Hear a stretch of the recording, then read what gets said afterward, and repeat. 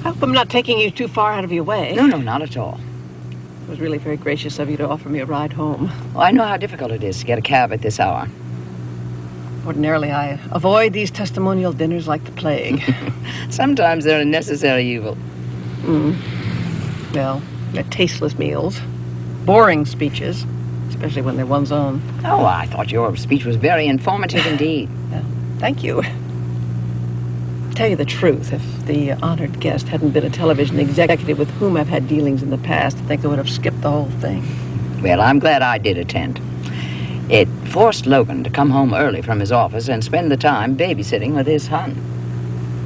Well, to tell you the truth, I would have preferred to spend the evening with my daughter instead of those stuffed shirts. Yes, I understand April is staying with you now. Yes. I really hated leaving her alone tonight. She wasn't feeling very well. I hope she's all right. I had no idea you were going to be home tonight, Elliot. Nor did I, obviously. He was supposed to be at the studio taping an interview. I pre-taped the interview this afternoon. I wasn't feeling well and I came home early. Correction, April. This isn't your home. This is mine. And I suppose you're going to make sure it's not mine much longer. I don't know what you're talking about. Can't wait to tell Mama when she gets home, can you?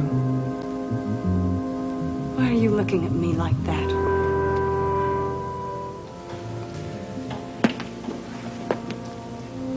The last time, April, you really thought I was gonna throw you off the terrace, didn't you? You really thought I was capable of doing such a thing. But then you've been sick. You've been sick since you've broken up with your husband. We all know that. We all know that if you suddenly leapt off the terrace in a moment of despair, we wouldn't be surprised, would we?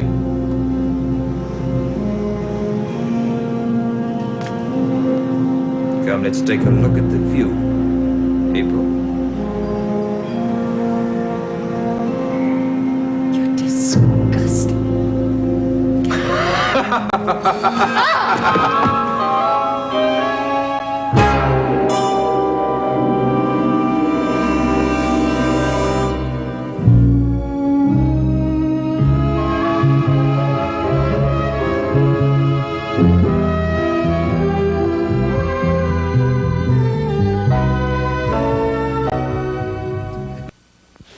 Margo must certainly be happy. Having her daughter all by herself. It's what she's always wanted. Draper, I'm sure April is feeling just as bad about this rift as you are. And I don't think Margo wants to see her daughter unhappy. Well, Mike, she certainly hasn't done anything to help the situation. Do you know, every time I go over to see April, all she does is throw up roadblocks. But you have seen her. Yeah, I saw her a couple of days ago. Mike, she still thinks I was wrong in giving Jaimey to Logan, and I still think I was right. When are you going to talk to her again? I'm not going to, Mike. Not in the immediate future. I was talking to Miles and Nicole the other day. We all came to the same conclusion. Just leave April alone, let her think through this thing herself. Draper, April is an intelligent woman. I'm sure if you give her time, she'll come to grips with the situation. Yeah, Mike, she's still maintaining a hard line about this, though. Logan was talking to her the other day. He happened to mention that I was handling the petition for him. She got angry. She said that I had betrayed her. I see. She threatened me, Mike. She said that if I continued with this petition, my next piece of litigation was going to be our divorce. Oh, she didn't mean that, Draper? I don't think she meant it either, Mike. But it gives us some indication of what kind of a serious issue she thinks this is. So you feel as if you're caught in the middle. Maybe the best thing would be to allow April to contest Logan's petition and let the courts decide. Well, Mike, I have no doubt about the outcome. Raven's paper is worthless. Logan is going to be appointed Jaimey's natural guardian. Which would let you off the hook. But I don't want my wife and my best friend fighting in a court of law. Well, let's face it, Mike. When April does lose, she's going to be even more bitter. Draper, I wish I could help. Believe me, Mike, you are helping. Just by listening. Well, you know, the door is always open. Thanks. I really appreciate that. Look, I've got to go. If you need me, I'll be over at the Monticello Arms with Logan. Why there? Well, that's where he's living now. He and Jaimey, with Geraldine Saxon. They're his family now. Good night. Good night, Trevor.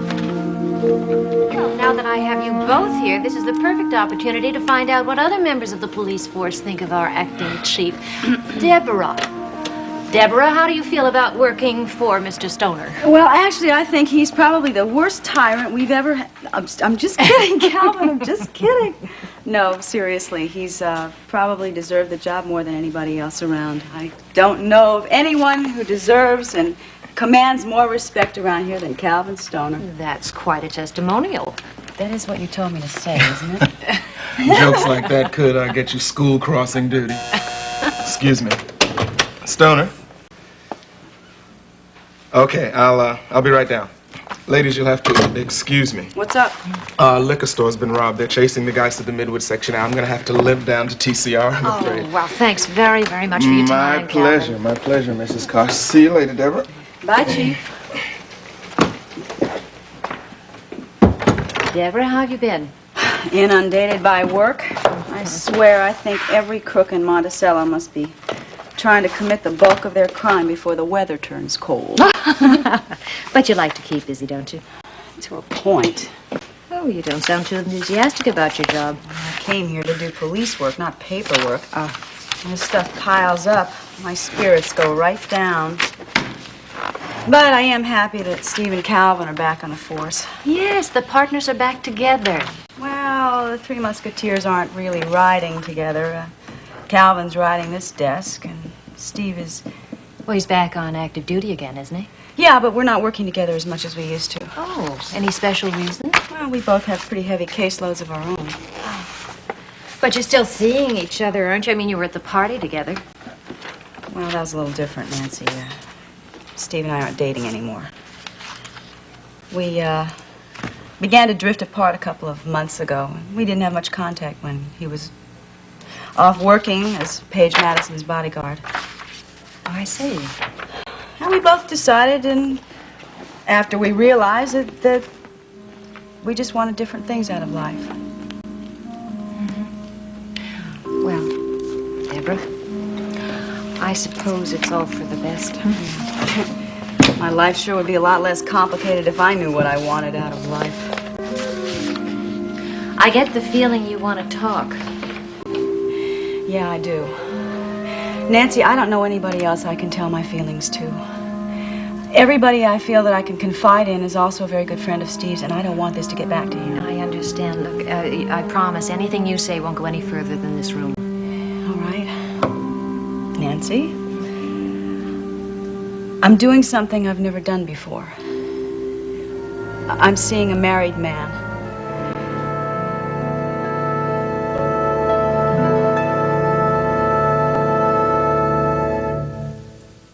A long time ago, I made a rule for myself that I was never going to get involved with married men. Just upset with myself that I broke it. Well, that can be distressing. And it all started out so innocently. Boy, now that really sounds like a cliche. Well, Deborah, I'm sure that you didn't plan to get involved with whoever. I guess I should tell you his name. I'm currently seeing Owen Madison. Mr. Madison. Mm-hmm. Oh, yes, you were liaison between the police and the Madison family when the Tobias group was after Paige Madison. Yeah. Well, that's how it all started. You see, Owen invited me out one night to talk about the case, and we ended up talking about each other. I see. As much as I tried to convince myself that business was the reason for our getting together, it just didn't work out that way. I mean, the case is over, and we want to still see each other. Well, Deborah, if it's going to upset you, you can always choose not to see him anymore. Part of me wants to. The other part of me enjoys his company. He's a very interesting man, Nancy. He tells me that the relationship between he and his wife is not very good, that there are no feelings in his marriage. But he still has a commitment. Yeah. Oh, this isn't an affair, by the way. At least not yet. But you do feel attracted towards him? Yes, I do. Boy, I wish somebody would tell me what to do. Oh, my dear.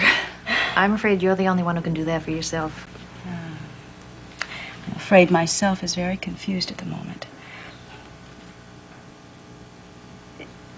Would you please tell me what you think? Honestly? What I think.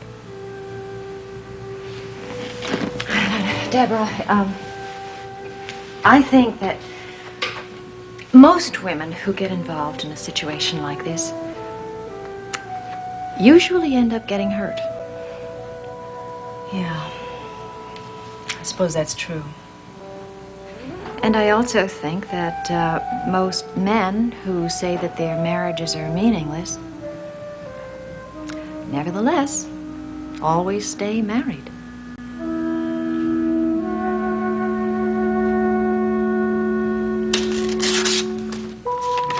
Who's it from, Owen? Well, let me see. It's Herbert Franklin, the OTO USA, Ordo Templis Orientalis. Some sort of mystical group. He probably wants a job, consulting on the movie. Is that what it's about, then? No, not exactly. No, it seems to be some kind of warning. No, they're afraid we're going to say something nasty about the devil? No. Apparently he read that we're attempting the third production of The Mansion of the Damned, and he thinks that we are running a terrible risk. And does he say why? Well, I just can't make much sense out of this mumbo-jumbo style of his. You have a look at it. But he does say that he thinks that Hester Atherton is the real thing. I mean, a genuine witch. Hey, that's great. We ought to be able to use that letter somehow. Uncle Eddie, do you think of everything in terms of publicity? Everything, honey. Oh, there are bound to be crackpots and eccentrics who get upset at this kind of project. Yeah, it sounds like it's Hester's spells the guys are most worried about. He says that they are genuine and shouldn't be disseminated to the public. You see? I told you that document was the real thing. Genuine spells. Now, is that an angle or isn't it? I think it's kind of scary myself. Yeah, he says he's afraid that our movie might summon, get this, the Dark Proprietor. Oh, I've never heard the devil call that before. Now, that would be something, wouldn't it, if we could summon old Lucifer right up out of hell? Hey, do you suppose he'd be willing to do a personal appearance at the premiere? Yeah, good evening, ladies and gentlemen. This is the devil. Welcome to our movie. Well, as far as I'm concerned, you can throw that damn letter in the fire. Oh, Owen, don't be such a killjoy. Look, I don't think any of us should express doubts about the authenticity of the manuscript. I think it's much better if we go along with it. Mm-hmm. Coffee for anyone? Oh, Lillian, yes, here, just put it right down here and we'll help Certainly, ourselves. sir. Lillian, do you have anyone you'd care to see turned into a toad? Or have a case of hiccups that would last about 5 years? I beg your pardon, ma'am. We have the spells that give us the opportunity to summon all of these things. Lillian, my mother's just trying to get into the spirit of her new movie role. Well, I don't think people ought to fool around with the spirit world. Oh, does that mean that you're a believer, Lillian? Well, there's so much we don't understand that I never walk under ladders or step on cracks in the pavement. I'm not one to tempt the fates.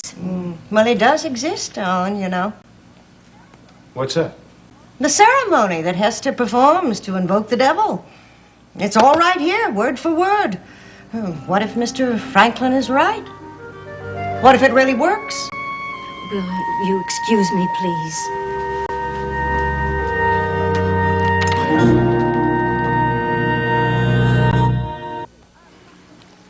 Oh, by the way, Owen, the costume designer delivered some sketches this afternoon for my wardrobe.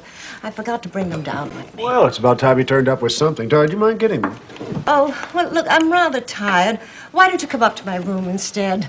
It'll save me the trip. Okay. Well, I'd like to come along, too, if you don't mind. I want to see what Hester's wearing. Sure, the more the merrier. So how about you two? Want to catch a little fashion show? I think I'll just finish my coffee. I'll be up a little while. Yeah, and I've got to finish this list of equipment we'll be ordering from the cinematography warehouse. Suit yourself. You've been very quiet this evening, Brian. Paige, I'm sorry. I'm just trying to concentrate on this catalog. I've got this nightmare that I'll show up for the first day of shooting and I won't have ordered the right material, like something like the right lens. You had something to say to Nola and to Owen and to Eddie, but you didn't have a word for me. Paige, I don't mean to ignore you. I guess it's just been a pretty long day. I'm a little tired.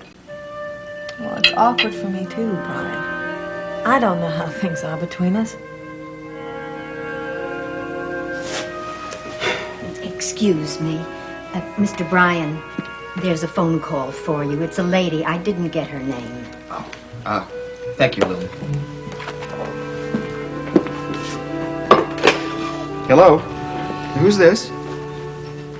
Susan. It's nice to hear from you. Listen, I want to thank you for all your help this afternoon. Tomorrow night. No, Susan, no, I don't have any plans. No, I haven't been to the new roller disco, but I'd love to give it a try. Yeah, I'll pick you up about 7:30, okay? Trade you. Oh, thanks. Yeah, I really appreciate your company here this evening. These days, once Jaimey gets to bed, I have a tendency to brood. Well, there's no sense in being miserable alone when you can be miserable with me. My thoughts exactly.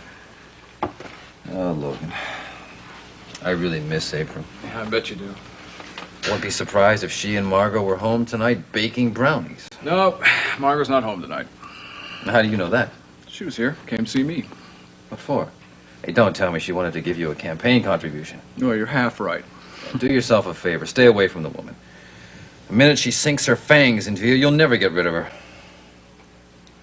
Well, the offer didn't have to do with politics. It was about Jaimey. No, I really don't follow. Well, Mrs. Dorn explained to me very carefully that this conflict over Jaimey is causing April considerable mental anguish, and that she, Mrs. Dorn, would do anything to help. She even suggested that the responsibility of raising Jaimey at this stage in my career might prove to be a hindrance, a burden even, one that I might consider relieving myself of, and that should I consider to do that, she would make it worth my while. How? Well, a trust fund, $30,000 a year for the next 5 years. I rang up no sale. Margo thinks that her money can buy everything. You know, in the 2 years that she's been here, she's bought her daughter's affection, a husband, 2 homes, and her standing here in Monticello. My God, now to try to buy a grandson, for Pete's sake. Draper, this is my problem. Don't you sweat it. I hate that woman, Logan. And every time she pulls one of these stunts, I hate her more. She's going to know how I feel about this. And here we are, Mrs. Dorn, right at your front door. Well, I can't tell you how much I appreciate your giving me this ride home. If there's ever any way I can repay you, just let me know. Right? Yes, well, as a matter of fact, there is a favor you might do for me. Oh, well, just name it. I know that you and April are very close. I was hoping you might be willing to have a little chat with your daughter. About what? This situation with Jaimey. Frankly, I think someone should talk some sense into that young lady. Oh, really? Surely you must realize that April is being totally unreasonable about this whole business. Well, that is your opinion, isn't it? Mrs. Dorn, Logan Swift is the boy's father. Now, I know that April has a great deal of affection for that baby, but she has no moral or legal right to him. Oh, well, I'm afraid April would object to that rather vehemently. I know. That's why I was hoping that you might encourage her to face the facts as they are. Well, thank you for the ride home, Mrs. Saxon. Good night. Good night. Mrs. Dawn?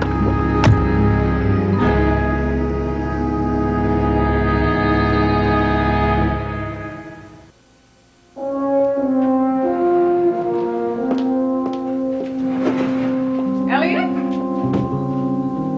April?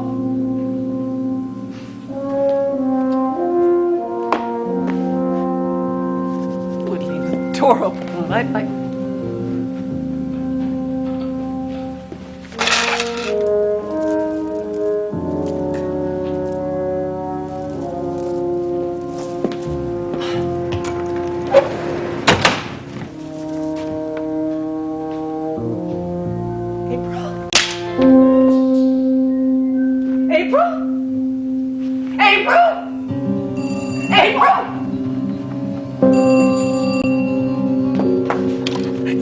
Margo, it's Draper. Oh, Draper, I'm so glad you called. Something terrible has happened. You bet it has. Margo, Logan told me about your... Draper, please! Something's happened to April. She's sick or hurt or something. What are you talking about? I mean, I just came into the apartment and she's lying on the floor unconscious and I can't wake her.